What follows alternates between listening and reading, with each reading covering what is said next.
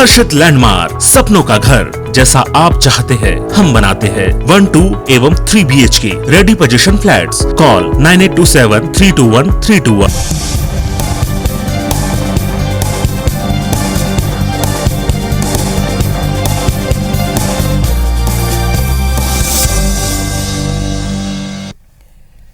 नमस्कार, मैं हूं पुनीत पाठक और आप देख रहे हैं मध्य प्रदेश की बात। बहुत स्वागत है आप सबका। कोरोना की दूसरी लहर और पेट्रोल, डीजल, रसोई गैस के लगातार चढ़ते दाम के बीच चौतरफा दबाव झेल रही सरकार को घेरने के लिए विपक्ष अब एकजुट हो गया है। भोपाल में कांग्रेस ने आज सभी विपक्षी दलों को साथ लिया, एक प्रेस कॉन्फ्रेंस की और केंद्र की मोदी सरकार और राज्य सरकार के खिलाफ हल्ला बोला। शनिवार को ये सभी दल मिलकर फिर से भोपाल में एकजुट होंगे और धरना देंगे। बड़ा सवाल यह कि 2023 में कांग्रेस मध्य प्रदेश बीजेपी का मुकाबला करने के लिए सब दलों को साथ में लाकर क्या अभी से चुनाव में जंग का ऐलान कर रही है, और इस पर बीजेपी ने भी कटाक्ष करने में देर नहीं की। दोनों पक्षों को सुनेंगे, पहले एक रिपोर्ट देखें।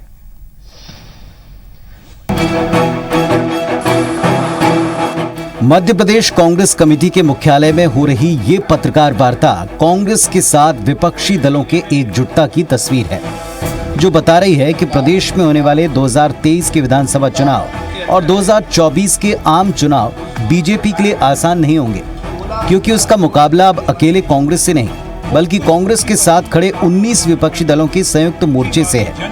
कांग्रेस की अगुवाई में मोर्चे ने पेगासस जासूसी मामला, किसान आंदोलन, महंगाई, कोविड महामारी के दौरान मिसमैनेजमेंट और कई अन्य मुद्दों को लेकर केंद्र सरकार पर तीखा हमला बोला और सरकार से श्वेत पत्र जारी करने की मांग की है। विपक्षी नेताओं ने कहा कि पूरे देश में 19 दल सरकार के खिलाफ सड़क पर उतरेंगे। शनिवार को केंद्र और राज्य सरकार के खिलाफ कांग्रेस, सीपीआई, सीपीएम, सपा और एनसीपी के नेता राजधानी के नीलम पार्क में धरना देंगे।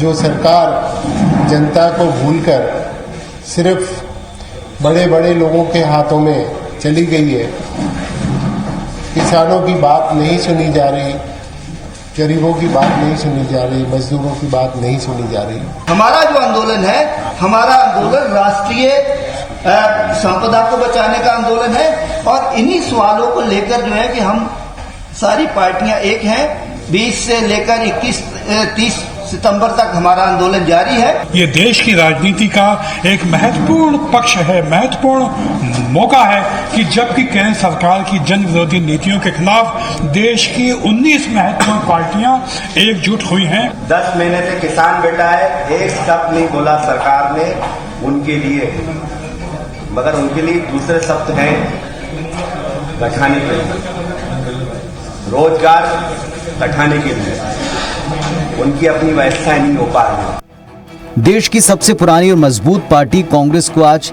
ताकतवर नरेंद्र मोदी के नेतृत्व वाली बीजेपी से मुकाबला करने के लिए विपक्ष को एकजुट करना पड़ रहा है।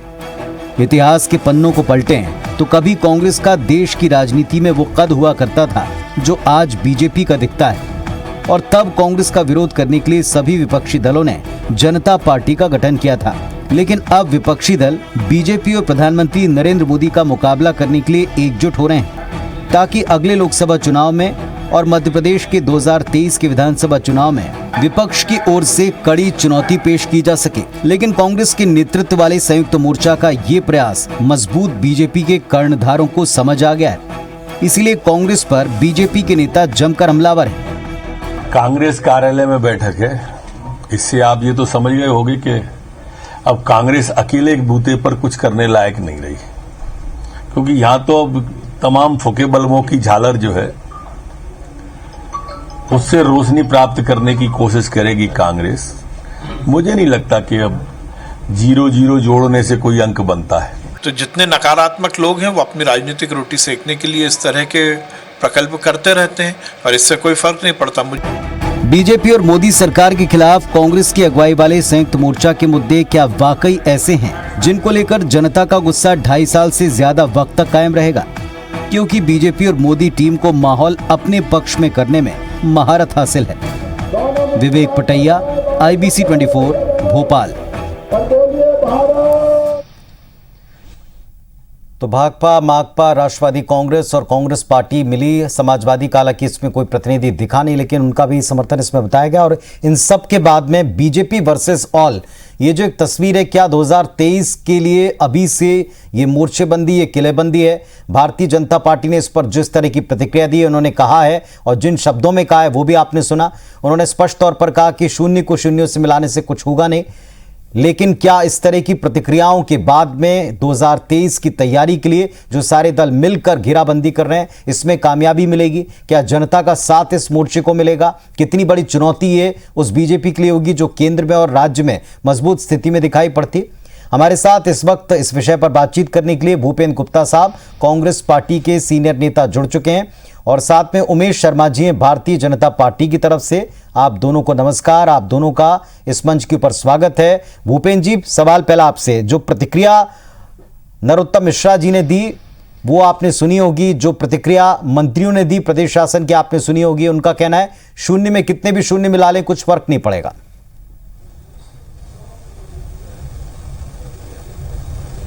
देखिए, जो फ्रस्ट्रेटेड लोग हैं, हीन भावना से ग्रसित पार्टी है, वो इसी तरह की बात कर सकती है कि तभी एक चुनाव जीतने पर इनका दम्भ देखो तो आप जो है विश्व का सबसे ज्यादा दम्भ तो इन्हीं को भरा हुआ है, गुरूर से लथपथ हो रहे हैं। जब जो है ये 32 पार्टियों के गठबंधन में हैं तो हुंकारें कैसी भरते हैं?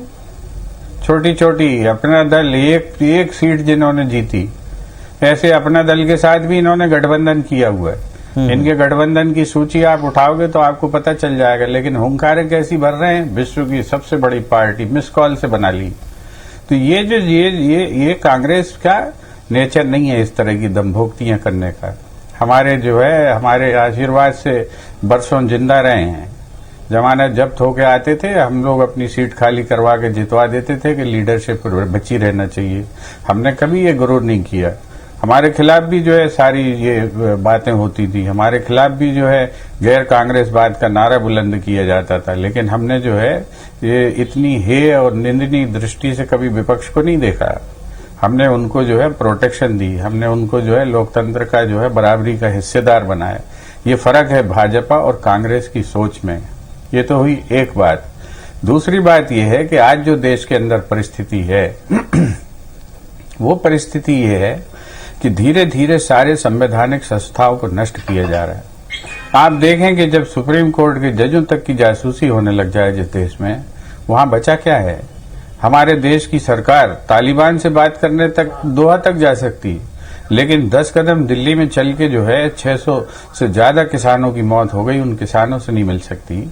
ये एक जो ऑटोक्रेसी है, ये जो एक संवादहीनता देश के अंदर पैदा की गई है कि अपने लोगों से नफरत करो और दूसरों को गुदगुदी करो, ये भारतीय जनता पार्टी के उस फांसी चेहरे का जो है दृश्य है जिसके कारण ये देश गर्त में जा रहा है। अर्थव्यवस्था चौपट हो चुकी है। देश की परिसंपत्तियां जो है ऐसे लोगों को बेची जा रही हैं जिसका हशर आप देख लीजिए कि 1,76,000 करोड़ की हीरोइन इस देश में आ गई और बाजार में घुस गई। 21,000 करोड़ की पकड़ी गई, 3,000 केजी। ये चल रहा है निजीकरण का फायदा। इस देश को क्या उड़ता भारत बनाने के षड्यंत्र चल रहे हैं इस देश में? इस पर जो है जवाब सवाल होना चाहिए। जिस तरह से लोगों की जेब में 15 लाख हर खाते में पहुंच चुके हैं इस देश में, उसी तरह के झूठे वादों के साथ ये देश को जो है ढकेलना चाहते हैं, उसकी जो है तस्वीर बदलने की बात करना चाहते हैं। जो मोदी जी के सबसे खास आदमी थे, जिन्हें इंपोर्ट करके लाए थे अमेरिका से, अरविंद सुब्रमण्यम, जो इस देश के आर्थिक सलाहकार थे, वो कह रहे हैं कि 49 लाख लोग मरने का कोरोना में अनुमान है इस देश में। सरकार 4 लाख पर बैठी हुई है। सुप्रीम कोर्ट को हस्तक्षेप करके कहना पड़ रहा है कि 4 लाख मुआवजा कम से कम दीजिए आप जी मरने वाले लोगों को। ये उनकी गलती नहीं है। इस देश के संविधान ने अधिकार दिया है देश के नागरिक को कि उसको स्वास्थ्य देने की जिम्मेवारी सरकार की है। लोग अस्पतालों में गए और मौत लेकर आ गए, इसलिए नहीं कि उनका रोग उपचार योग्य नहीं था, इसलिए नहीं कि वो जो है उस अवस्था में गए थे, इसलिए कि उन्हें हवा चाहिए थी तो हवा नहीं मिली, उन्हें बिस्तर चाहिए था तो बिस्तर नहीं मिला, उन्हें इंजेक्शन चाहिए था तो इंजेक्शन नहीं मिला। इस त्रासदी से देश गुजरा है और इस पीड़ा को हजारों लाखों करोड़ों घरों ने भोगा है। उसके लिए जो है इस सरकार के इस दर्प को खत्म करने के लिए लोग इकट्ठे हुए हैं। ठीक है, लोकतंत्र को बचाने के लिए लोग इकट्ठे हुए हैं, जनता की आवाज को बुलंद करने के लिए लोग इकट्ठे हुए हैं। मैं एक बार प्रतिक्रिया ले लूं उमेश शर्मा जी। विपक्ष को इस दृष्टि से क्यों देखता है सत्ता पक्ष? क्या इतना दम्भ है सत्ता का? दूसरी बात ये कि जिन मुद्दों को लेकर के विपक्ष एकजुट हुआ है वो मुद्दे जनता से जुड़े, चाहे महंगाई का हो, चाहे बेरोजगारी का हो, चाहे कोविड काल में अव्यवस्थाओं का हो, चाहे अर्थव्यवस्था का हो, बढ़ती कीमतों का हो।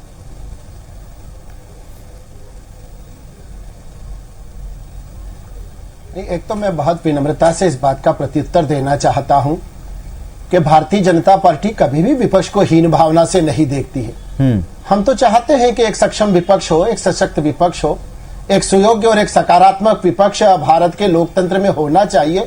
इस बात की अपेक्षा सत्ता पक्ष होने के नाते हम करते हैं। पर अब यह विपक्ष के अंदर जो बिखराव है, नेतृत्व में जो जड़ता है, अब विपक्ष का क्या आधार है? बाकी के अन्य राजनीतिक दलों का आप इस समय बात ना भी करें तो सबसे महत्वपूर्ण राजनीतिक दल विपक्ष में कौन को होना चाहिए?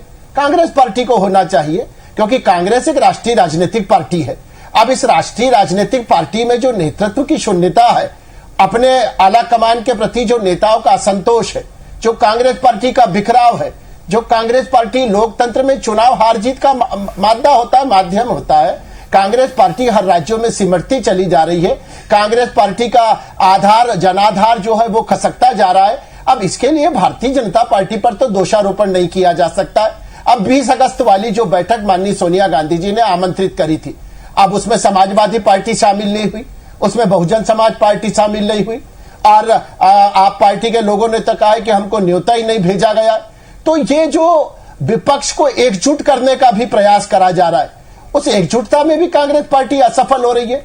वास्तव में कांग्रेस पार्टी के अपने खुद के नेता कांग्रेस पार्टी के नेतृत्व के प्रति विश्वास की कमी पा रहे हैं, अन्य राजनीतिक दल कांग्रेस पार्टी पर विश्वास नहीं कर पा रहे। बहुत अच्छी बात है कि एक पहल करी गई है कि हम सब एकजुट होकर अब मोदी सरकार के खिलाफ बिगुल बजाएंगे। तो जब बाढ़ आती है पानी पे तो बहुत सारे भिन्न भिन्न वृत्ति के भी जो जीव होते हैं वो टीले पर एक साथ बैठ जाते हैं, और वो परिस्थिति ऐसी होती है कि सांप और नेवले पास पास भी बैठे होते हैं पर एक दूसरे पर हमला नहीं करते, क्योंकि उनको बाढ़ का पानी सताता है। इस समय प्रधानमंत्री नरेंद्र मोदी जी के नेतृत्व में देश में एक तरह से जनभावनाओं की बाढ़ आई हुई है। जिस तरह का विकास हो रहा है, जिस तरह की सर्वांगीण प्रगति हो रही है, जो भारत का वैश्विक मान बढ़ रहा है, जो भारत को सम्मान चतुर्दिश प्राप्त हो रहा है, उसको देखकर कांग्रेस पार्टी से बाकी के राजनीतिक दल जो है उनका जो जनाधार है वो समाप्त होता जा रहा है। अब हम अपनी राजनीति करते हैं, हम अपनी सकारात्मकता के साथ आगे बढ़ रहे। आप मुझे बताइए कि प्रधानमंत्री जी ने या भारतीय जनता पार्टी ने कब विपक्ष के खिलाफ बदले की भावना से कार्रवाई करी, या कांग्रेस पार्टी के किस नेता पर इस तरह का प्रहार करा? अभी माननीय भूपेंद्र सिंह जी भाई साहब कह रहे थे कि 15 लाख वाला है, तो ये 15 लाख की तो बात भूपेंद्र सिंह जी, मुझे लगता है कि आपके मुंह से, आप तो बहुत विद्वान प्रवक्ता हैं, बहुत मीडिया के समन्वयक रहे हैं और बहुत आपका सम्मान, आपकी बुद्धिमत्ता का हम लोग करते हैं, पर क्या आप दिल पर हाथ रख के ये बोल सकते हैं कि ये 15 लाख वाली बात जो आपने प्रोपेगेंडा रचा हुआ है, आपका जो आईटी सेल काम करता है, जो नैरेटिव करता है, तो केवल ट्विटर से राजनीति नहीं होगी, केवल सोशल मीडिया और फेसबुक से राजनीति नहीं होगी। अभी पूरी कांग्रेस पार्टी केवल यही कर रही है, तो इसमें भारतीय जनता पार्टी का कोई दोष नहीं है। अच्छी बात है, आप सब लोग एक मंच पर आइए, एकजुटता के साथ आवाज उठाइए और सरकार की नीति आधारित आलोचना करिए, मुद्दे आधारित अगर आपके पास कोई बातें हैं तो वो आप करिए। एक आखिरी बात करके सर मैं समारोह करता हूं, आप भूपेंद्र सिंह जी भाई साहब को समय दीजिएगा। मैं तो केवल इतना कहना चाहता हूं, ये जो एक 40 साल लिख लिए कि कोरोना में ऐसा हुआ है और ये हो गया। अरे साहब, कोरोना के अंदर तो प्रधानमंत्री नरेंद्र मोदी जी की इच्छा शक्ति थी कि पूरे भारत ने दुनिया के अग्रगण्य देशों में शामिल होकर वैक्सीनेशन बनवाया। भारत के अंदर वैक्सीनेशन का अभियान जो चला है वो दुनिया के 3-4 अग्रगण्य देशों के बराबरी पर चला है। कोरोना महामारी होती है, प्राकृतिक आपदा होती है, उसको महामारी इसीलिए कहा जाता है कि मानव संसाधन सीमित पड़ जाते हैं। पर उस संकट के दौर में भी प्रधानमंत्री नरेंद्र मोदी के नेतृत्व में जिस सूझबूझ के साथ ये देश निकल कर आया, कम से कम उसकी आप प्रशंसा ना कर सके तो आलोचना के पाप से बचना चाहिए। और ये चालीसक कब तक करते रहेंगे कि निजीकरण करा जा रहा है, देश को बेचा जा रहा है। अरे आपकी आस्थाएं समाप्त हुई है साहब। आप चुनाव आयोग पर उंगली उठाते हैं, आप सुप्रीम कोर्ट पर उंगली उठाते हैं, आप ईवीएम पर उस समय संदेह प्रकट करते हैं जब आपकी कहीं सरकार गिर जाती है, और जब आपके अनुकूल परिणाम आता है तब वो ईवीएम आपको महबूबा की तरह प्यारी हो जाती है। तो इसलिए थोड़ा सा मुझे ठीक है, आपने दो बातें कही हैं कि विपक्ष को एकजुट होना चाहिए, सकारात्मक होना चाहिए, लेकिन विपक्ष जो मुद्दे उठा रहा है उनको आप रेलेवेंट नहीं मानते या उनको आप नहीं मानते कि वो मुद्दे ठोस नहीं है। इन तीनों बातों पर मैं उत्तर लूंगा। यह भी कहा है कि इस मंच के ऊपर भी आपने कहा कि विपक्ष अगर ढंग से आलोचना करे, नीतिगत आलोचना करे तो स्वागत है।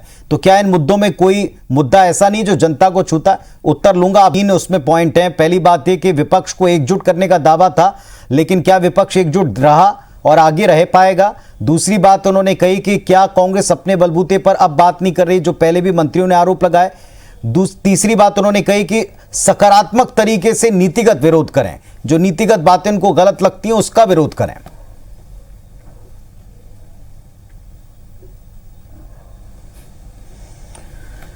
पहले तो मैं बहुत धन्यवाद दूंगा उमेश शर्मा जी को कि कम से कम भारतीय जनता पार्टी में एक आदमी ऐसा है जो ये चाहता है कि विपक्ष जो है मजबूत हो, सकारात्मक हो। अगर इनकी सलाह मोदी जी को समझ में आती हो तो वो सरकारें गिराना और तोड़ना बंद कर दें। प्रलोभन के माध्यम से चॉकलेट दिखा दिखा कर बच्चे चुराने का काम बंद कर दें। ये जो है लोकतंत्र का सबसे बड़ा सत्यानाश तो यही बिठा रहे हैं। 40 की सभा में 2 विधायक लेके जो लोग सरकारें बना रहे हैं, कि जनता को मालूम नहीं कि जनता के जेब से पैसे चुराकर जो है उन्हीं पैसों से प्रलोभन देकर लोगों को जो है सौदे में शामिल किया जा रहा, खरीदा जा रहा है। ये देश जानता है, पूरा देश जानता है। और इसका शिकार कोई एक राज्य नहीं है, पूरा देश इसका शिकार है। हर प्रदेश की सभा इसकी शिकार है। कभी आपने दुनिया में 4 एमएलए के माध्यम से 4 राज्यसभा सदस्य चुनते हुए देखे? भारत ने ये रिकॉर्ड भी बनाया है। और ये रिकॉर्ड जो है आदरणीय जो है उमेश शर्मा जी की पार्टी के कारण ही विश्व में ये रिकॉर्ड बना है कि ऐसा भी किया जा सकता है। और ये जो पाप और ये जो अनाचार हो रहे हैं, इसके ऊपर समस्त विश्व की, जगत की दृष्टि है, अकेले भारत की दृष्टि नहीं है। और जो विकास की बातें हो रही हैं उस पर चर्चा हमें करनी पड़ेगी। कि आप कह रहे हैं कि हमारी साहब आस्था नहीं है सुप्रीम कोर्ट पर, तो आपकी आस्था है ये आप कहना चाह रहे हैं। तो सुप्रीम कोर्ट ने कहा है 4 लाख मुआवजा दीजिए मरे हुए लोगों को और उनके सच्चे आंकड़े प्रस्तुत करिए, तो क्यों भाग रहे हैं उस सुप्रीम कोर्ट से? सुप्रीम कोर्ट ने कहा है कि आप एफिडेविट दीजिए कोर्ट में कि ये पेगासस की जासूसी क्यों करवाई गई। सरकार लिख के कह रही है कि साहब हम एफिडेविट नहीं देंगे, हम केवल कहानी सुनाएंगे। जी उमेश जी, ये क्यों कर रहे हैं आप? ये तो देश में ही हो रहा है। एक बड़ी शीर्ष एक पूरी बात कह लेते, शीर्ष संस्था के साथ हो रहा है। और ये जो दम्भी लोग जो फ्यूज बल्ब की भाषा बोलते हैं, इन टिमटिमाते हुए लट्टुओं से तो ये पूछे इनके वोल्टेज कहाँ चले गए। ये जो है 100 एम्पियर की तरह जो है करंट मारते थे नरोत्तम मिश्रा जी, आज जो है टिमटिमाते फिर रहे हैं। 5 वोल्ट की भी लाइट नहीं जल रही उनसे जो है बल्ब में, 200 वाट के बल्ब हैं और 5 वाट बराबर भी बत्ती नहीं बची। जी उमेश जी कहें, के साय में सारा खत्म हो गया है। ये खरीदे हुए लोगों के माध्यम से भूपेन जी, पूरी बात भूपेन जी मैंने आपको मैंने धैर्यपूर्वक सुना। भूपेन जी को पुनीत जी मैंने बहुत धैर्यपूर्वक सुना है। हालांकि मेरी भाषा उनकी जीती नीचे के स्तर पर नहीं आ पाती, जिस प्रकार का वो वरिष्ठ नेताओं के बारे में उल्लेखित करते हैं कि फ्यूज बल्ब है और टिमटिमाते बल्ब है। मैं भाषा के उस स्तर पर जाना नहीं चाहता हूं, मैं भाषाई दारिद्र्य से बचना चाहता हूं। मैं तो चूंकि जो आपकी डिबेट का मूल विषय, मैं तो इतना सा पूछना चाहता हूं, ये जो वर्चुअल मीटिंग माननीय सोनिया गांधी जी ने कराई थी, भूपेन जी जो वर्चुअल, आप तो ये बता दीजिए जो virtual meeting madam Sonia Gandhi ji ने बुलाई थी, जो वर्चुअल मीटिंग वर्चुअल जो भूपेन जी जो virtual meeting madam Sonia Gandhi ने बुलवाई थी, उस वर्चुअल मीटिंग में भूपेंद्र जी सोनिया गांधी जी ने कहा, सारे नेताओं को कहा, जितने लोग उस वर्चुअल में जुड़े थे, तो सोनिया गांधी जी ने कहा कि हम सबकी अपनी मजबूरियां हैं, हम सबकी अपनी सीमाएं हैं और हमको मजबूरियों और सीमाओं से ऊपर उठना पड़ेगा। सोनिया गांधी की वर्चुअल मीटिंग सुनी थी भूपेंद्र दादा? वर्चुअल मीटिंग में क्या कहा मैडम ने? वर्चुअल मीटिंग में मैडम ने ताकत नहीं बताई है। वर्चुअल मीटिंग में आपकी नेता ने यह कहा है कि हमको दबावों से ऊपर उठना पड़ेगा। कौन सा दबाव है मैडम पर? मैडम पे दबाव यह है कि जमाई राजा ने जो भ्रष्टाचार कराए वो दबाव है क्या उन पर? नेशनल हेराल्ड वाला दबाव है क्या? विपक्ष की वर्चुअल मीटिंग में सोनिया मैडम ने कहा, जी 2 मिनट धैर्य से सुन लीजिए, मैं जानता हूं कि तुम पे याद धराती होती है, तो ये बता दीजिए। ठीक है, बाध्यताओं से ऊपर उठना बाबू राजा। उमेश जी और भूपेंद्र जी, राजनीति खूब होती रहेगी, लेकिन एक सवाल जो इस मंच पर उठाया गया कि किन मुद्दों के ऊपर विपक्ष विरोध करेगा, किन मुद्दों के ऊपर एकजुट होगा, किन मुद्दों पर वो सरकार के खिलाफ सड़क पर आकर आंदोलन करेगा, क्या वे मुद्दे नहीं है? इसका जवाब सत्ता पक्ष को देना है। और एकजुटता कितनी रहती है और कितनी देर तक बनी रहती है, यह भी जनता के बीच में रहेगा। बहुत शुक्रिया आप दोनों का इस मंच पर आकर अपनी बात रखने के लिए। धन्यवाद, नमस्कार।